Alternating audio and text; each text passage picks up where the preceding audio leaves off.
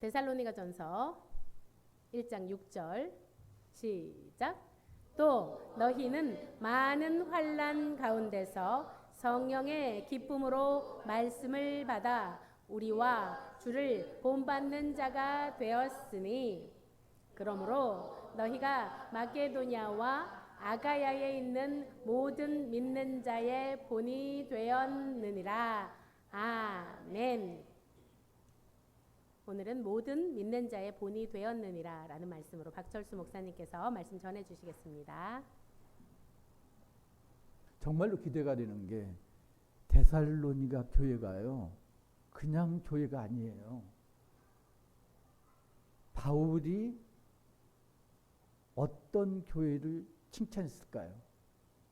바울이 유일하게 칭찬한 교회, 모범이 되는 교회. 너희들은 모든 믿는 자의 본이 되었다.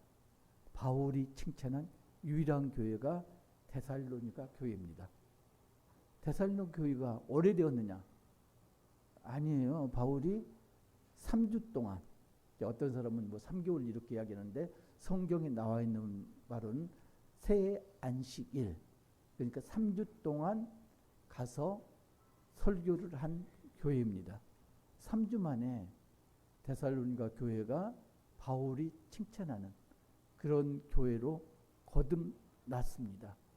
저는 개인적으로는 우리 교회가 이 시대에 데살로니가 교회가 되었음, 그런 소망입니다. 그래서 데살로니가 교회가 그 마게도냐 온 지방에, 아가야 온 지방에서 본이 됐는데, 우리 손잡고 가는 교회는 수도권뿐만 아니라 대한민국에서 본이 되는 교회가 되기를 정말로 소망을 합니다. 처음부터 기쁘죠?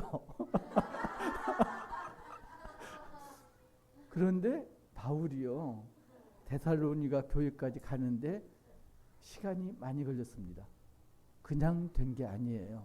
모진 고난과 핍박을 뚫고 견디고 데살로니가에 도착했습니다. 바울이 다메섹 도상에서 회심한 다음에 어떻게 했나요? 아무도 알아주지 않았습니다. 사도들도 알아주지 않았고요. 그래서 어떻게 했나요? 고향으로 돌아가서 쥐 죽은 듯이 지냈습니다. 그때 손을 내민 사람이 누구죠? 바나바. 바나바가 바울을 안디옥으로 데리고 왔습니다. 그리고 거기서 같이 사역을 합니다.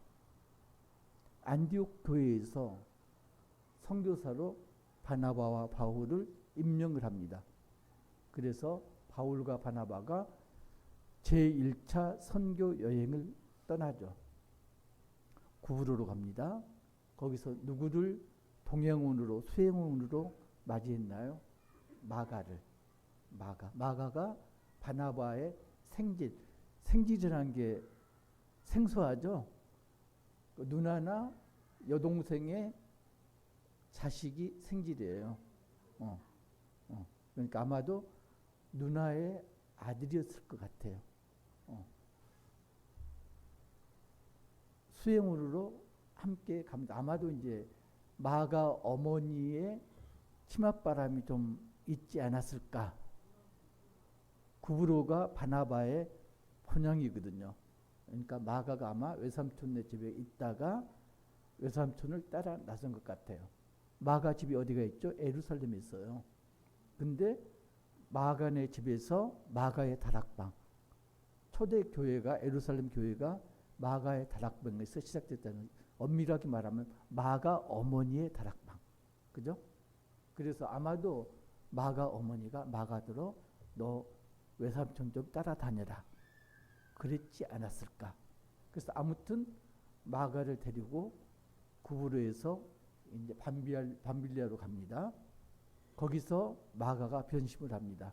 어떤 일이 있었는지는 성경이 나오지 않아요. 그런데 마가가 예루살렘으로 돌아갑니다. 싸가지가 없죠. 외삼촌도 있고 나이든 바울도 있는데 아마 힘이 좀 들었을까요? 예루살렘으로 돌아갑니다. 그래서 마가를 제외한 바나바와 바울이 1차 선교 여행을 합니다. 안디옥에 도착했습니다. 그건 출발한 안디옥이 아니고 BCD한 안디옥입니다. 안디옥에 도착했는데 복음을 전했습니다. 그때 받아들이는 사람도 있었지만은 유대인들 중 일부는 바울과 바나바를 적대시했습니다. 그래서 쫓겨나듯이 이고니온으로 향합니다. 이고니온에서 마찬가지로 복음을 받아들이는 사람도 있었고 유대인들이 돌로 치려고 해가지고 루스드라로 갑니다. 루스드라에서 안진병이를 고치죠. 그 일로 인해서 바울과 바나바가 신이다. 그래서 제우스 신을 모시는 제사장이 제사를 지내러 갑니다. 거기까지 아시죠? 쭉 한번 하세요. 사도행전 13, 14, 15, 16, 17, 18장까지 쭉 지금 나옵니다. 보통 15장에서 17절 사이 주로 나오고요. 그래서 어떻게 됐나요? 제사 지내지 말라 그랬는데 안디옥과 이고니온에서 바울을 핍박하던 사람들이 루스드라까지 쫓아옵니다. 그래서 돌로 바울을 쳐가지고 바울이 거의 죽게 되었습니다. 죽은 줄 알고 성 밖으로 내버렸죠. 그런데 살아남은 바울과 바나바가 다시 선교했던 지역들을 되돌아서 파송교회 안디옥으로 되돌아갑니다. 그게 1차 선교회.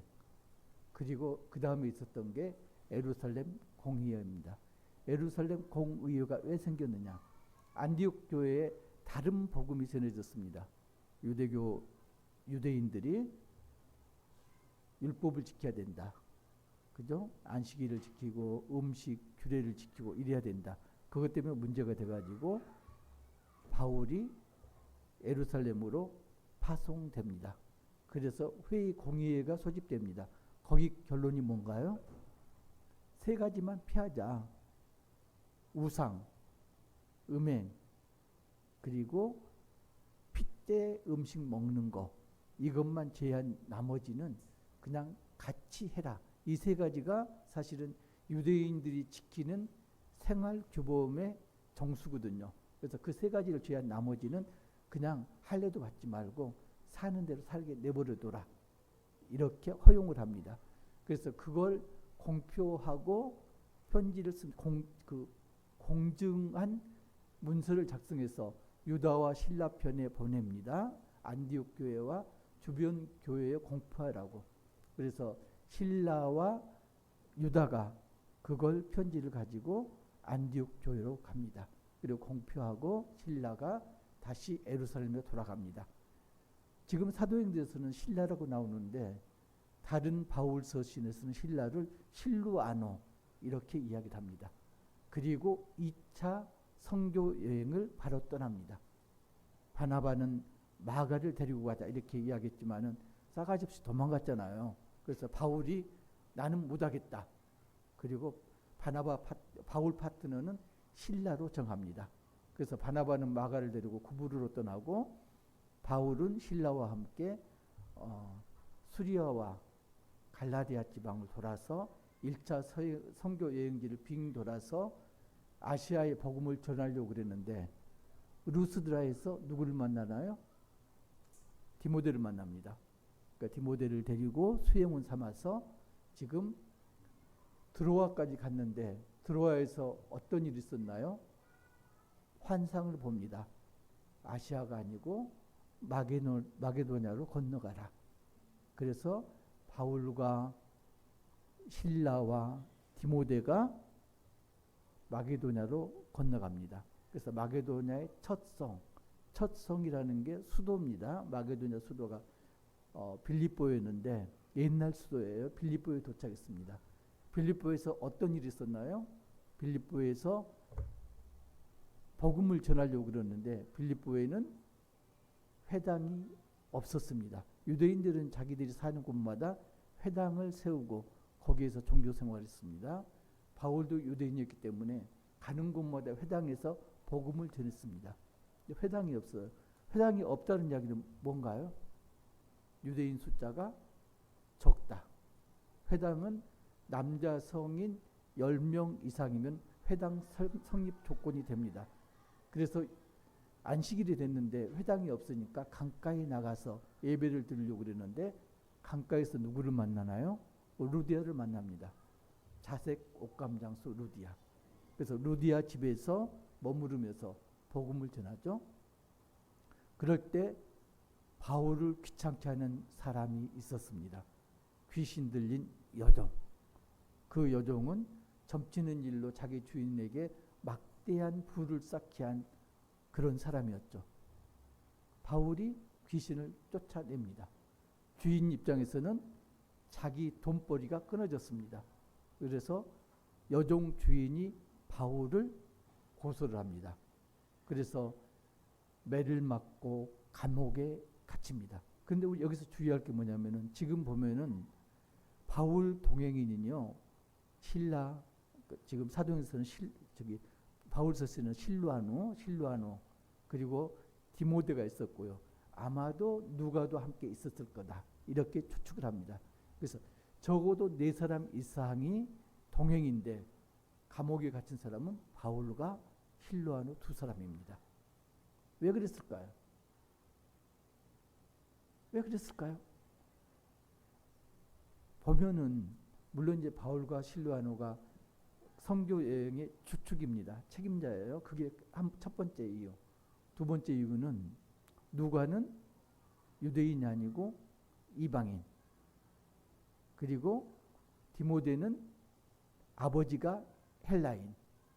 혼혈이죠. 그래서 바울과 실루아노만 유대인이에요. 그 이야기는 유대인이었기 때문에 유대인이 지금 복음 전하다 계속 쫓겨다녔잖아요. 유대인이었기 때문에 감옥에 투옥된 거죠. 감옥에서 어떤 일이 일어났나요? 바울과 실루아노가 밤에 기도를 하고 찬양을 합니다. 그때 지진이 일어나서 옥문이 열리고 모든 죄수들의 손발을 묶었던 착고가 다 풀어집니다. 그런데 간수가 그걸 봤습니다. 옥문 열린 걸 자결하려고 그럽니다. 왜요? 옥문이 열렸으니까 죄수들이 다 도망갔겠구나. 바울이 만류합니다. 죄수들이 전부 있으니까 걱정하지 말라.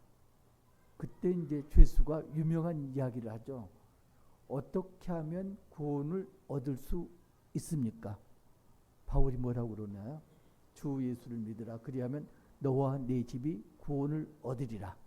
그래서 간수집 사람들 전부 예수를 영접하고 세례를 받고 구원을 얻습니다. 그런 다음 바울이 바로 감옥에서 나왔나요? 안 나오고 가만히 있습니다. 나가라고 그러는데 왜요? 너희들이 로마 시민인 우리를, 나를 안 그러고 우리를 그랬거든요. 그 이야기는 바울은 물론 실루아노도 로마 시민권자였어요. 결국은 사과를 받고 빌립보를 떠나서 마게도냐로 옵니다. 그 당시 마게도냐가 데살로니가가 마게도냐의 수도였습니다. 여러분들 연애할 때요, 그 남자들이 별별 이야기를 다 하잖아요. 하늘의 별도 따다 주니 물에 손에 물 한 방울 묻지 않겠다고 그런 이야기 못 들어보셨어요? 참 문제가 있어요 그건. 근데요.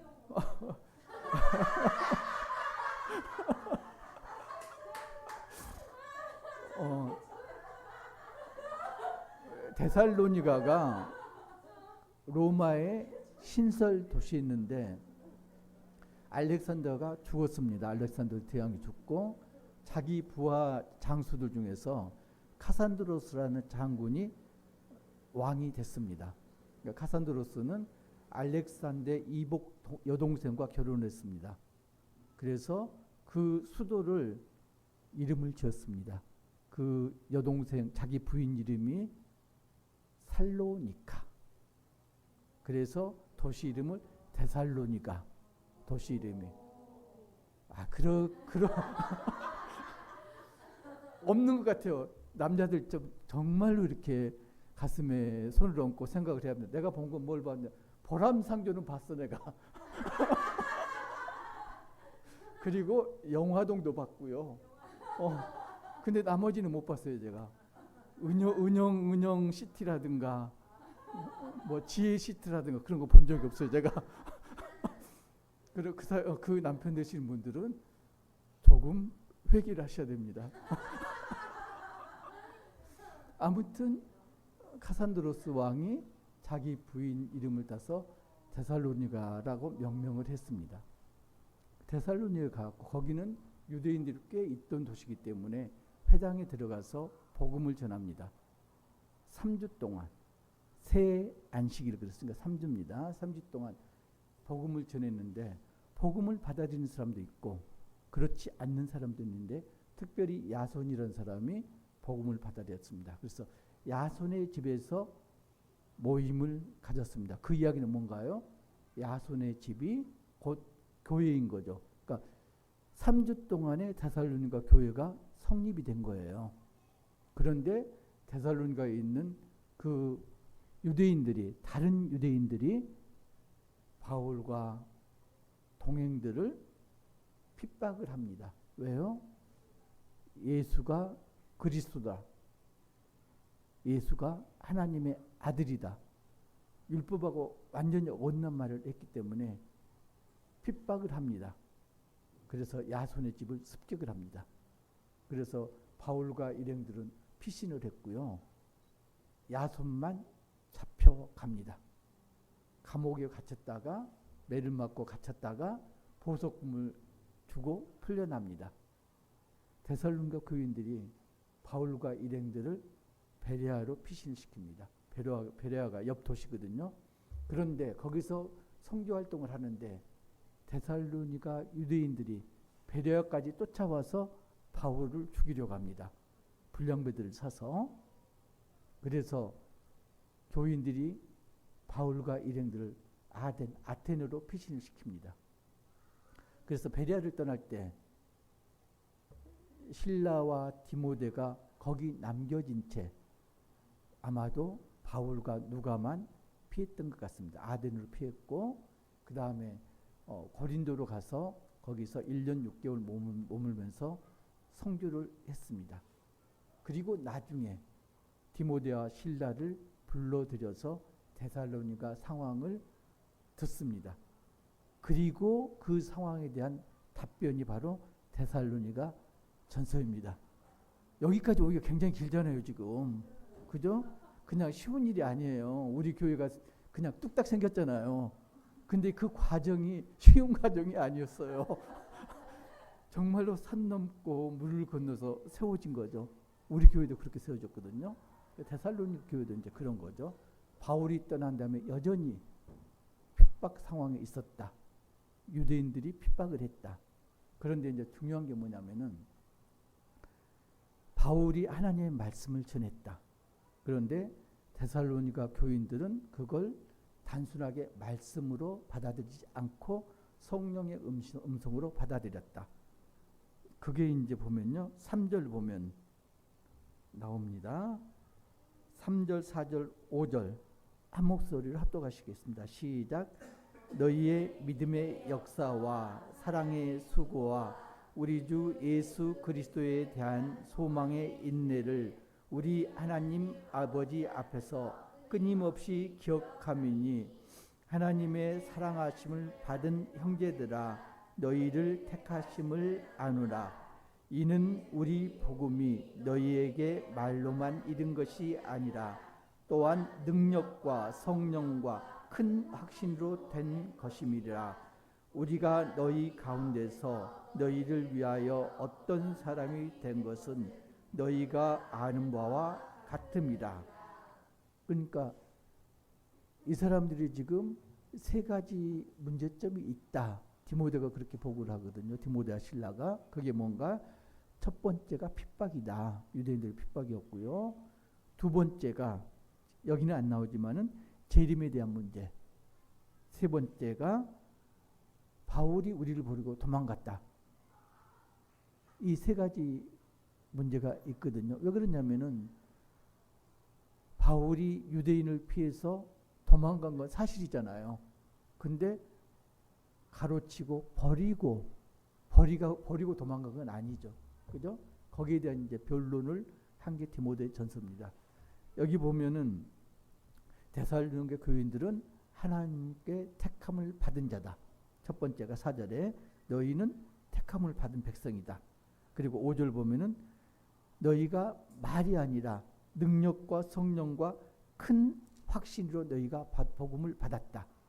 그러니까 이건 사실은 거의 같은 말이에요. 능력은 성령의 능력이고 큰 확신은 원문을 보면은 성령 충만이에요. 그러니까 모두가 성령의 능력, 성령 충만 이걸로 너희가 복음을 받은 다음에 어떻게 됐다? 3절 믿음, 사랑, 소망 이런 사람이 되었다. 그런데 보면은 믿음의 역사, 사랑의 수고, 그리고 소망의 인내 이렇게 나오잖아요. 여기서 근본되는 게 믿음입니다. 그래서 뭐냐면은 여기 이제 과거, 현재, 미래 상황이 나오는데 신앙 생활의 과거, 현재, 미래가 나옵니다. 믿음은 어떻게 보면은 과거로부터 이어진 상황입니다. 예수 그리스도를 믿었습니다. 예수 그리스도를 우리 죄를 속죄하신 그리스도를 믿었습니다. 그 믿음으로부터 어떤 게 생겼나요? 구원의 소망이 생겼습니다. 그런데 그 구원의 소망까지는 시간이 있습니다. 당장이 아니고요. 그러면은 구원의 소망은 미래적인 그런 사건이죠. 그죠? 그러면은 재림 때까지 환난과 핍박이 있을까요? 없을까요? 환난과 핍박이 있습니다. 그래서 인내함이 필요합니다. 그래서 소망의 인내 그렸고요. 현재 상황이 뭐냐면은 믿음의 현재 상황이 사랑입니다. 그런데 사랑은 립 서비스가 아닙니다.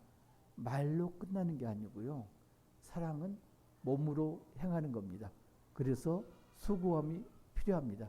제가 8개국어 한다고 그랬는데 지금 간신하게 한국어만 하잖아요. 영어도 못하고. 왜? 행하지 않았기 때문에 못하는 겁니다. 믿음도 신앙생활도 마찬가지다. 믿음이 사랑과 소망으로 표출이 되는데 그걸 행하지 않는다면은 그게 이루어질 수 있다? 없다. 없다는 이야기입니다. 지금 바울이 그 이야기를 합니다. 그러면서 지금 데살로니가 교인들을 칭찬하는 거죠. 너희가 핍박과 환난 속에서도 지금 믿음을 지키고 있구나. 참 잘한다. 칭찬합니다. 칭찬의 글이고요. 그래서 데살로니가 전서가 칭찬과 위로의 글입니다.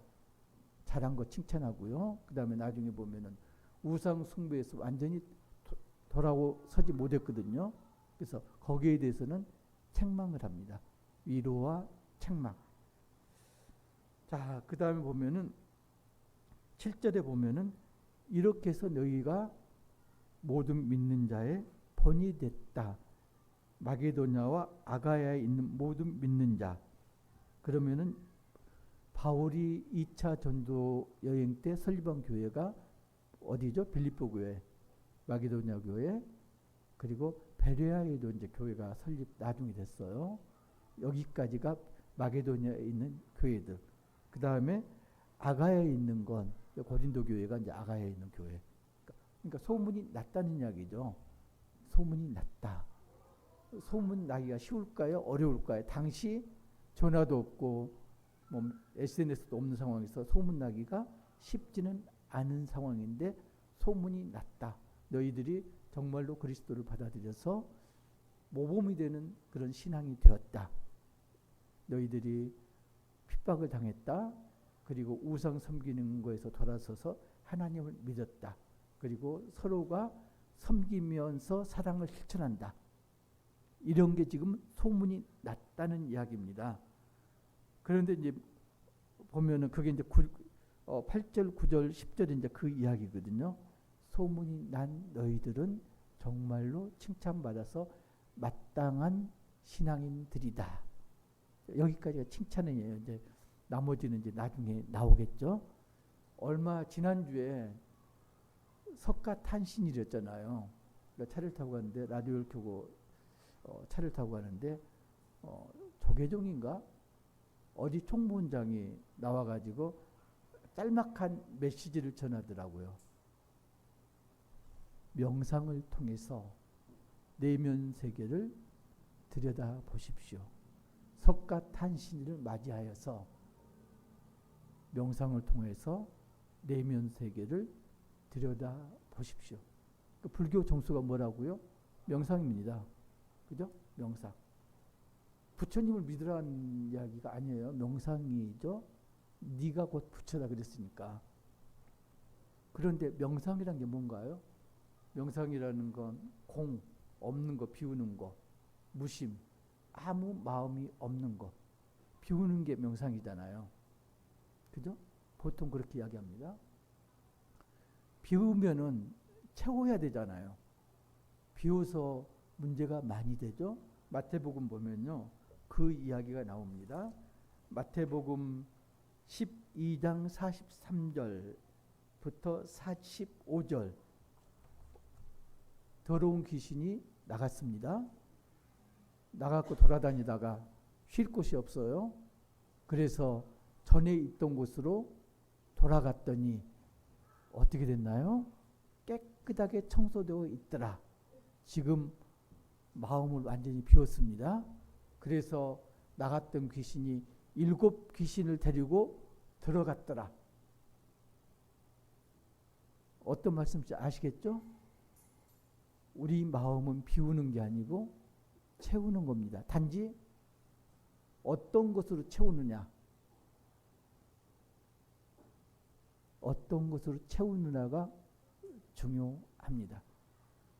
작년 말에 11월 29일인가 30일 날 29일인가 보네요. 스님 한 분이 우리는 이제 분신했다고 그러는데 그쪽에서는 소신 공양했다고 그러죠. 자기 몸에 불을 질러갖고 죽는 거. 그죠? 예, 그래서 불교에서는 그걸 가장 큰 걸로 봅니다. 중생을 위한 희생으로 봅니다. 일반인 시각에서는 분신 자살이에요. 근데 불교적 입장에서는 그게 희생입니다. 부처에 이르는 길이다, 이렇게 이야기합니다.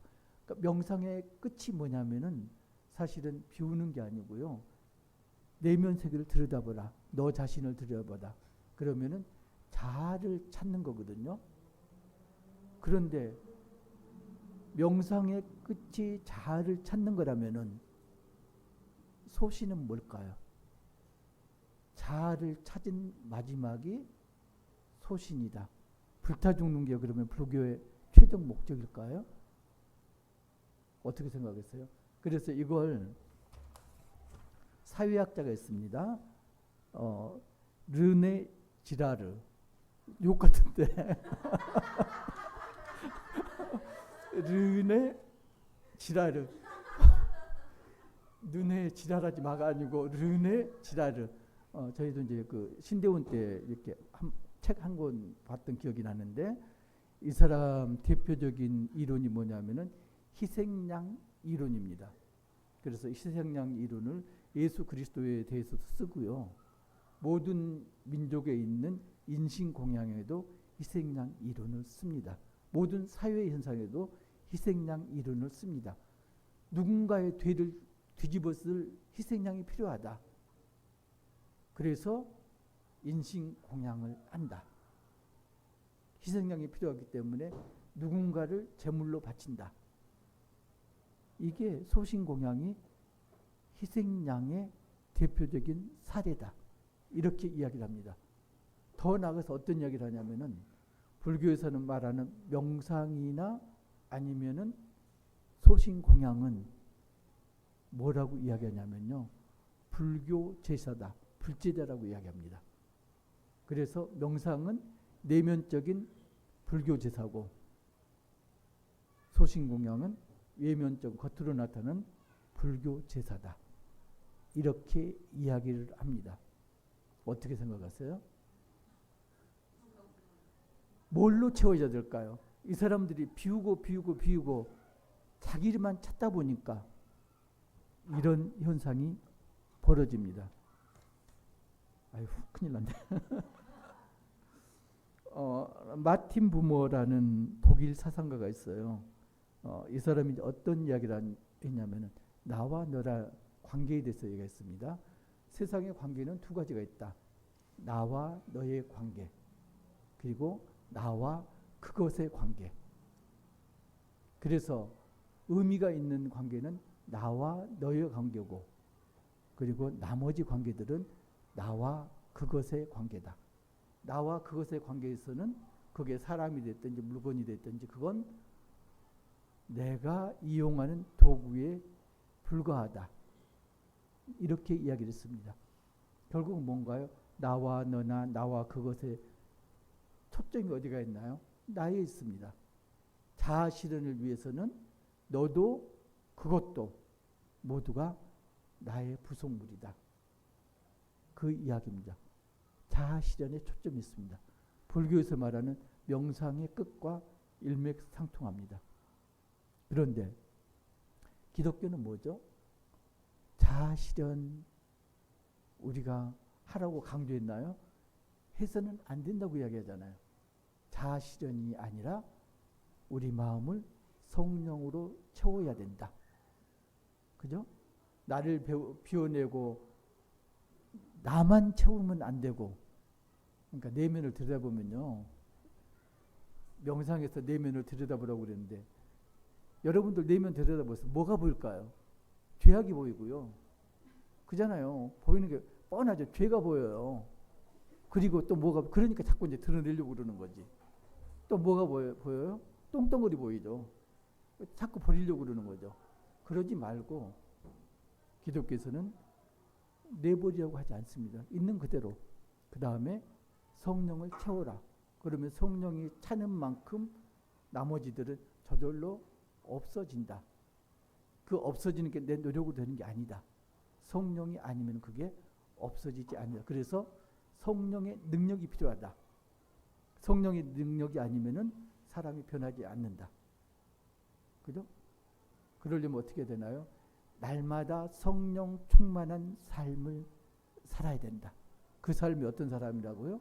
믿음, 소망, 사랑의 삶이죠. 특별히 믿음이 과거고 소망이 미래라면은 현재 우리가 살아야 되는 삶은, 모범적인 삶은 뭐죠? 사랑의 삶이죠. 그죠? 하나님 사랑, 이웃 사랑. 근데 그 사랑의 삶을 어떻게 살아야 된다고요? 말로만 해서는 안 된다는 이야기죠. 사랑이 실천으로 옮겨져야. 그러니까 가장 한심한 게 뭐냐면요, 사회가 참 그런 것 같아요. 남자들이 보통 사랑한다는 이야기를 잘 못하잖아요. 물론 미안하다는 말도 못하지만은. 근데 쿡쿡 찌르죠. 왜 사랑한다는 말 안 해? 심심하다면 쿡쿡 찌르잖아요. 그러면은 나중에 어떻게 되나요? 처음에는 귀찮아서 사랑해야 하다가 나중에는 그거 인형되는 거죠. 말하는 인형. 쿡 찌르면은 I love you. 쿡 찌르면 I love you. 영혼이 없는 사랑이 되는 거죠. 사랑은 말이 아니고요. 사랑은 실천입니다. 항상 기도하라. 쉬지 말고 기도하라. 항상 기뻐하라. 감사하라. 기도, 기쁨, 감사가 나오잖아요. 하나님이 원하시는 게 기도하고 기쁨하고 감사입니다. 그런데 우리가 잘못 생각하는 게 이걸 1인칭으로 받아들여요. 내가 기도하고 내가 기뻐하고 내가 감사하는 거. 그런데요, 하나님은 우리를 어떤 존재로 지으셨다? 공동체로 모으셨어요. 그러면 여기서 기도하고 기뻐하고 감사하는 건 물론 나도 포함되지만은 공동체를 위해서 늘 기도하고 쉬지 말고, 그리고 공동체를 위해서, 공동체를 향해서 기뻐하고, 그리고 공동체를 위해서, 공동체를 향해서 감사하고. 이게 하나님이 원하시는 거다. 그게 우리가 사랑을 실천하는 방법이다. 이게 우리가 모범된 삶을 영위하는 그런 방법이다.